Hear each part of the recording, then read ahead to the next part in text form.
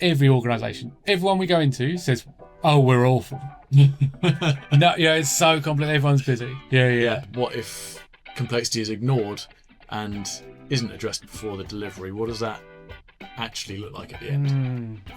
Missed deadlines, increased budgets, right? So you build something, you do a release early on, somebody pops up that you haven't spoken to or didn't know was involved and says, "That's not what we want." You kind of talked about the fact that politics can shape products. Yeah. How do you make sure that you're still focusing on that and that the politics of complex organisations aren't pulling you somewhere else? That's a good question. I'm glad you asked, Paul. How do we focus on? Well,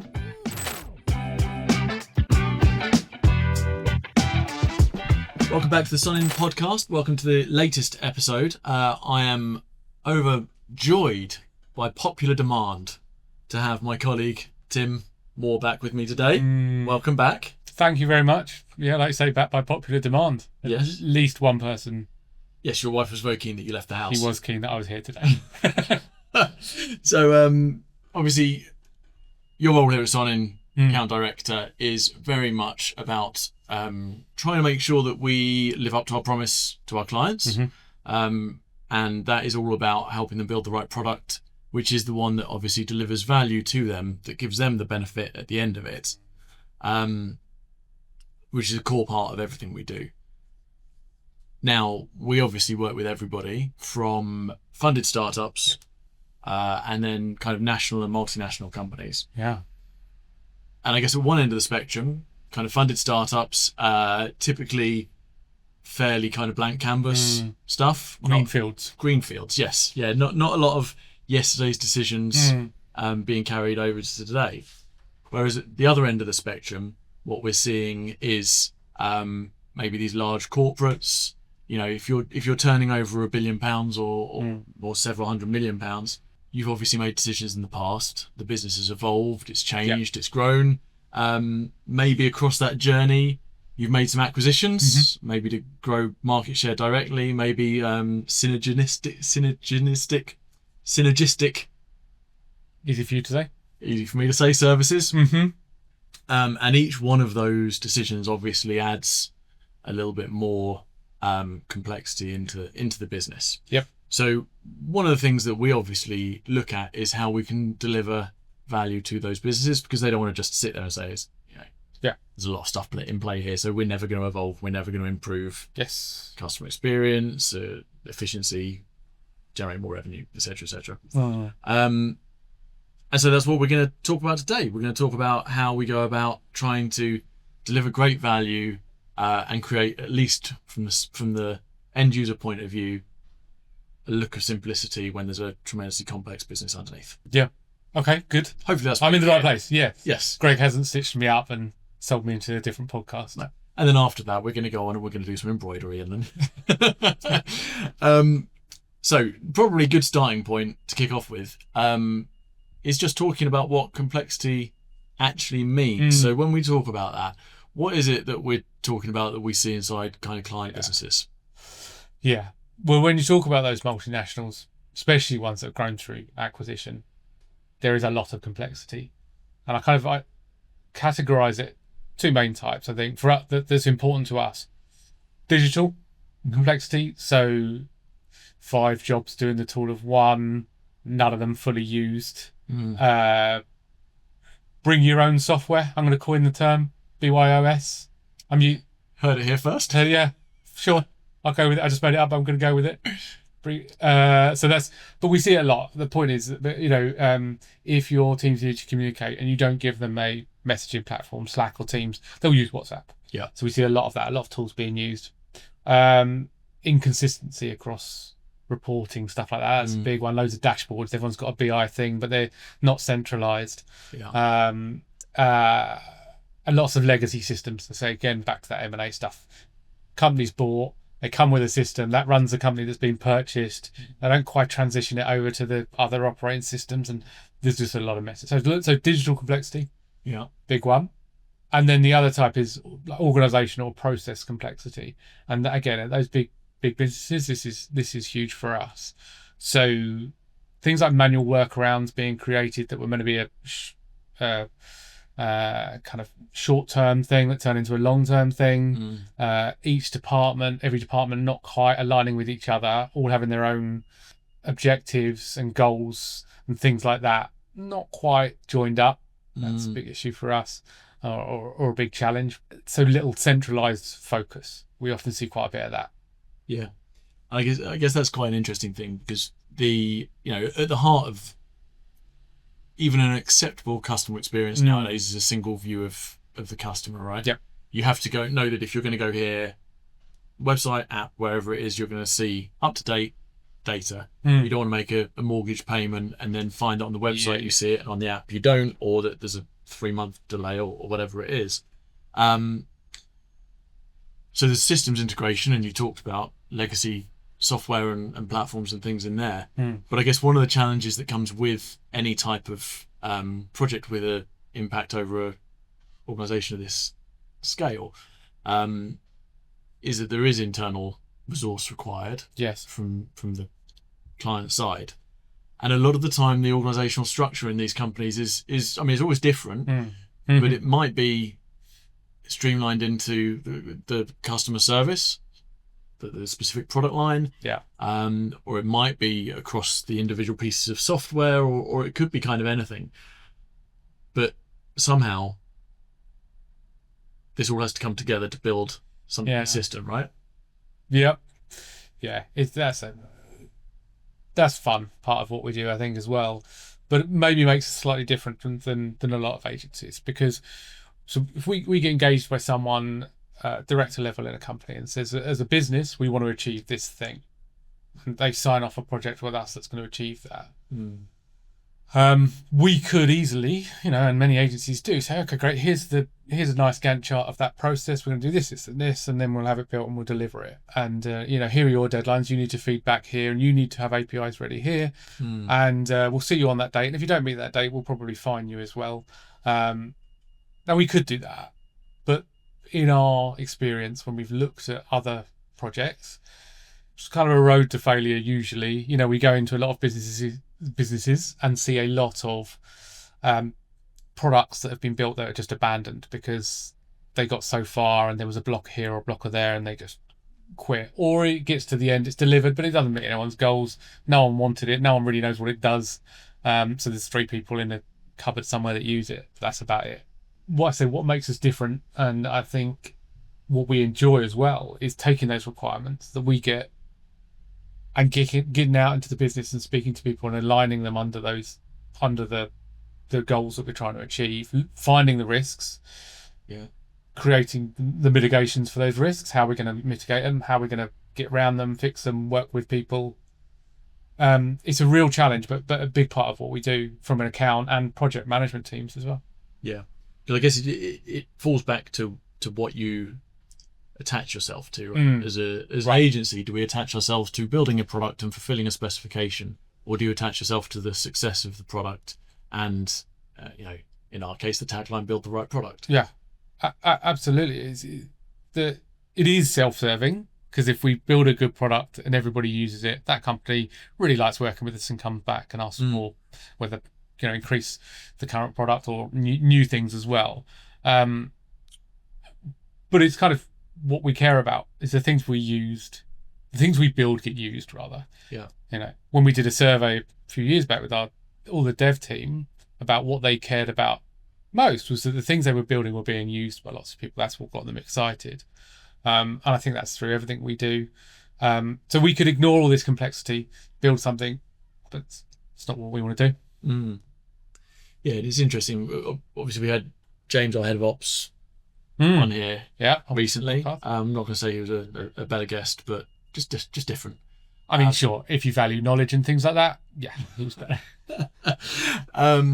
But whenever we talk, he always says, agency life is high performance. Yeah. It is, you have to move fast, you have to move accurately, it's unforgiving, it's pressurized, and you're really trying to you have to be at the top of your game. And I think things in agency land happen at a different pace to to in-house teams sometimes. Yeah, I think so. But of course the two things are joined up together. So again, you have the option of just saying, well, we can't do that because something's not ready. Yeah. What would your approach be? How would you go about making sure that you still continue to deliver when you've got kind of almost two speeds of operation? Are there any tactics that we do to achieve that? In all honesty, we do the legwork for our clients. I think is how we tackle it. So we won't send a requirements a Gantt chart with dates on, say, feedback by this date, and assume that will be done. Yeah. And we also appreciate that everybody have got other requirements and other focuses, and we find ways that we're going to fit in around them. Because that's the other thing, is that people want to work with agencies that make their life easier, not that make them harder. If we had loads of requirements onto everyone, they're going to think, oh, I don't want to do that again. Yeah. So we will go and we'll, let's say, do the legwork. We'll get out into the different departments. We'll set meetings with different people that we need their buy-in. And we'll try and understand what their limitations are, how much time they have, when they have it, what they can provide, and then we'll build our plan around that. And sometimes that means we're doing the last thing first things last, and we're juggling around. And but it means that one, we get the information we need, and that we get buy-in to the products that we build.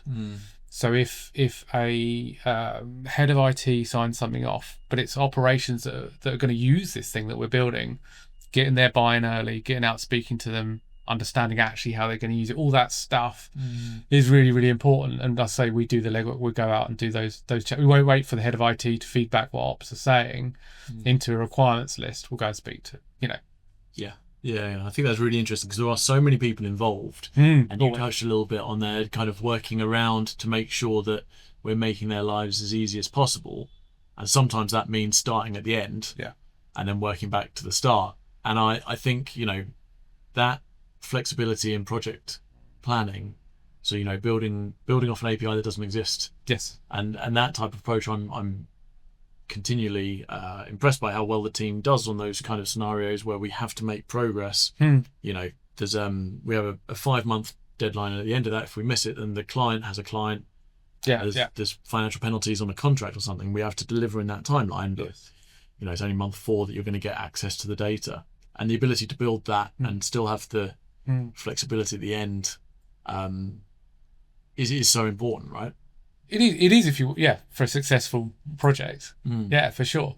And you mentioned the kind of API, the work with the APIs and working to certain requirements. We even get in and do more than anyone would expect in order to achieve what we need to achieve from a good product at the end of it. So whereas a client may say, well, the API and a bunch of APIs for our existing systems will be provided to you. Here's what they'll look like. Don't worry, the data's coming. It's okay, fine.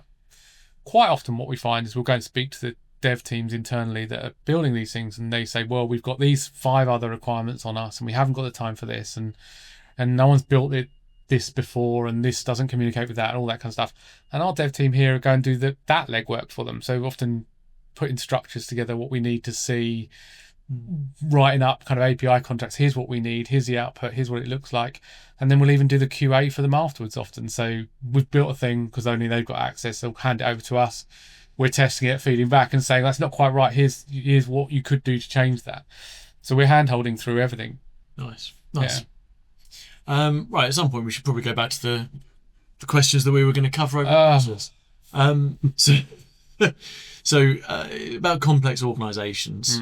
And I guess one of the obvious questions, we've danced around a few bits of it, but what is the real risk around operating in a complex environment when you're trying to build a new product?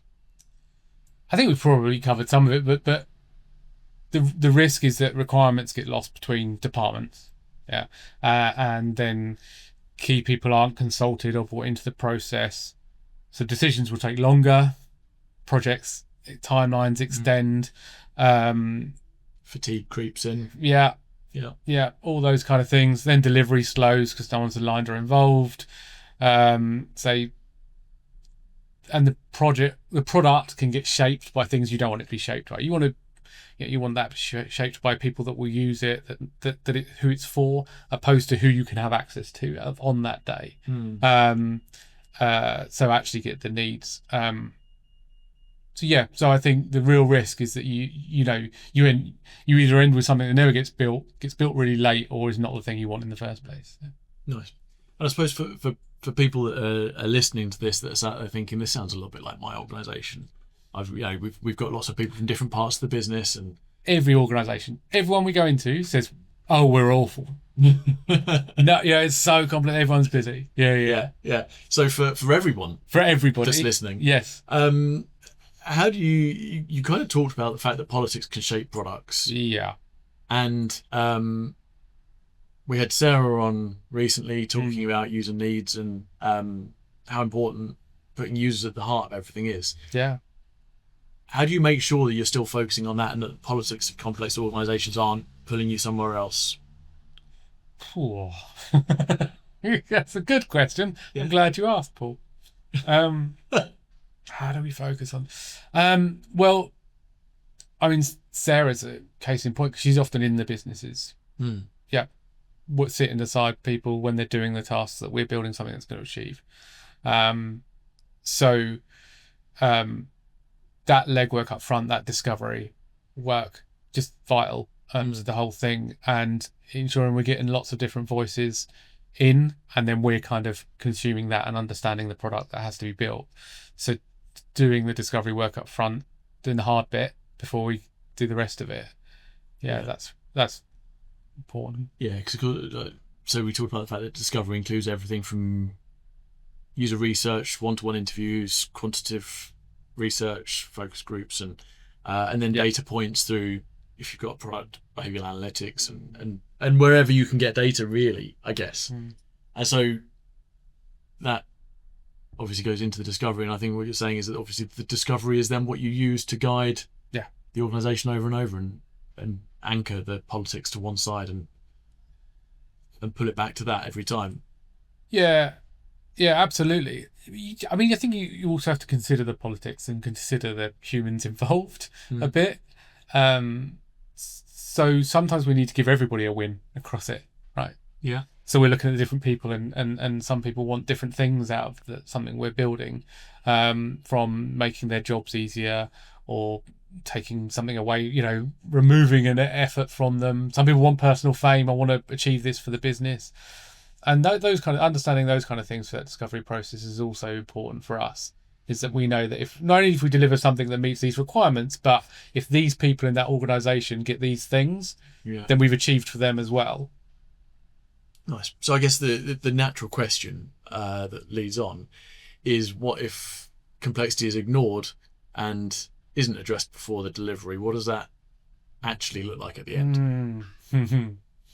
I think everything we've kind of said, I think it missed deadlines, increased budgets, right? So you build something, you do a release early on, somebody pops up that you haven't spoken to or didn't know was involved and says, that's not what we want.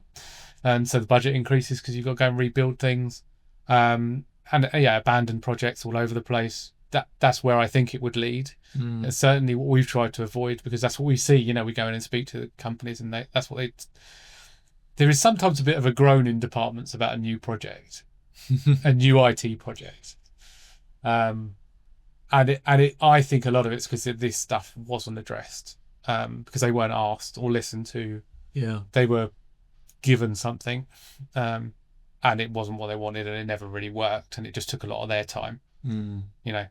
Rarely I think the businesses sign off on a project, the type of thing we build, a digital product, and say, well, this is going to take loads of time of our ops director and loads of time of these people and IT and dev team, so let's take 20% of their work away from them because we're going to add a new project in. I don't think that's how businesses work. I think they say there's something else you've got to do as well. And so what we try to do, certainly in accounts and across our project management team, is how can we impact them as little as possible. We know they have no extra time for us and the project we're building, but we need their input, and we do that as light touch as we possibly can. It would be easier just to ignore it all and build something in a silo, like you say. But going back to your question of what would happen is no one would want it, wouldn't work. Yeah. We'd get paid, but that'd be about it. Which is nice. Yeah, but again, it's not aligned to long term, not at all for us or for the clients. So, And I mean, time is an interesting thing, isn't it? Because we all know that organisations are under pressure to increase performance every year, increase revenue, reduce costs, and et cetera, et cetera. And you know, the background of all of this is, of course, that nobody's going to sit there and wait for acquisitions to fully integrate and everything to be beautifully suited and all the processes reviewed. I mean, we have clients who have grown through M&A that have everybody running on 2 different versions of GDPR. You know, that run on different back-end systems. Yeah, absolutely. 3 or 4. Yep.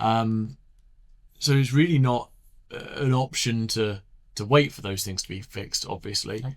But sometimes maybe they're not addressed, or people don't flag them up at the outset of a project when they start talking to us.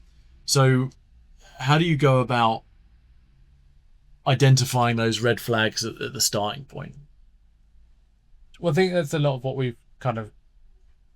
what I've mentioned is asking the right questions, speaking to the right people, a lot of presentations to different people to get their feedback and stuff like that. So we do a lot of that legwork. It's what we get praised for. So we do quarterly reviews with our clients, and we'll ask them what's good and bad and what they like about what we often get praised for.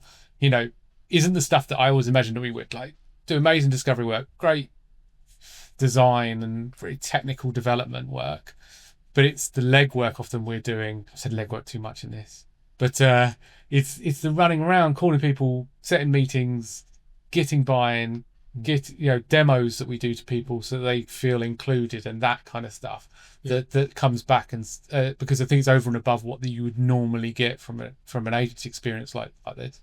So what you're saying is that the biggest part of what clients like is your department.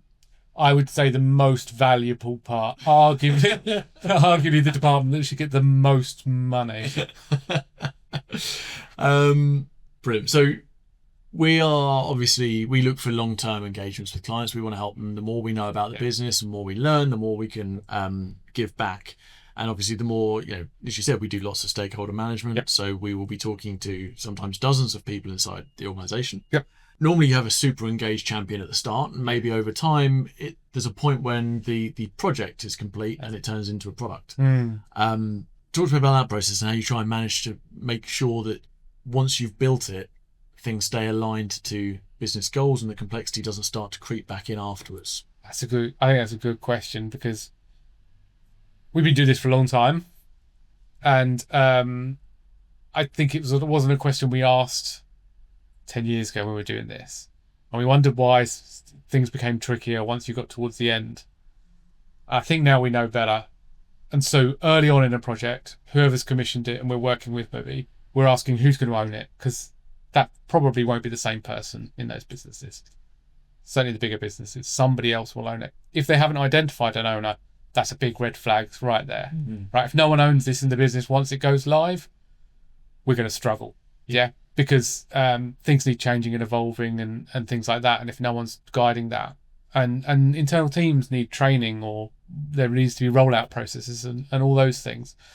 So now we ask that question really, really early, and we start working with the business to understand who best would be, who's it going to be. I think most now give us somebody that, that they've learned. Companies have learned those lessons now. And then it's engaging with them, because they might not be involved through the process. They're waiting for it to appear. Whereas, they're looking forward to this product appearing because it's going to help them in some way, but they aren't really tasked with any kind of shaping of it. So for us, it's getting out to them and throughout the process and showing them demos and working with them so that once it does land, they really understand what it is, what it does. They've got contact with all of us, and they know who to speak to when and how it works. Nice. Any last comments on top tips on simplifying complexity? No, I think we've covered everything. You've done it. I think so. Brilliant. Yeah. All right. Lovely. Well, thank you for your time. Across the course of that, I think we talked a lot about complex organisations.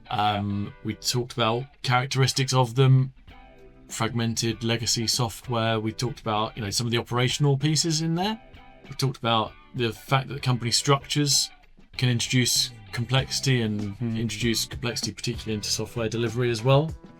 And then we talked about some kind of tips and ideas and how we go about doing it. The fact that really you need that kind of ownership over making sure that you get to the end point, and that you need to align your agency with the success of the product, not just the fulfillment of a scoping document. And then we talked a lot about stakeholder alignment and communications across the whole project. And, you know, in many ways, before things launch as well, you want to be engaging with the team very early on as well. Did I miss anything out of that? I don't think so. Hopefully it kind of came across. I explained well part of it, because you know, probably at last you said, have you got anything else? I said no. I meant yes. I think if I was looking to work with an agency, these are the things, kind of intangibles that I'm looking for. Is I'll take that away and come back to you with an answer, opposed to let me know when you figured that out. Yeah. I don't think it's that common, but I think it's really important. Nice. Thank you. That's the first time I've ever got to the end and asked somebody if they've missed anything, and they've actually said yes. Yeah.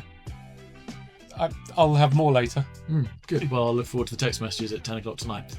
That's really good. Thanks very much. Thoroughly appreciate your time. Thank you for coming back. And, well, you'll be back again soon, I'm sure. Yeah, I hope so.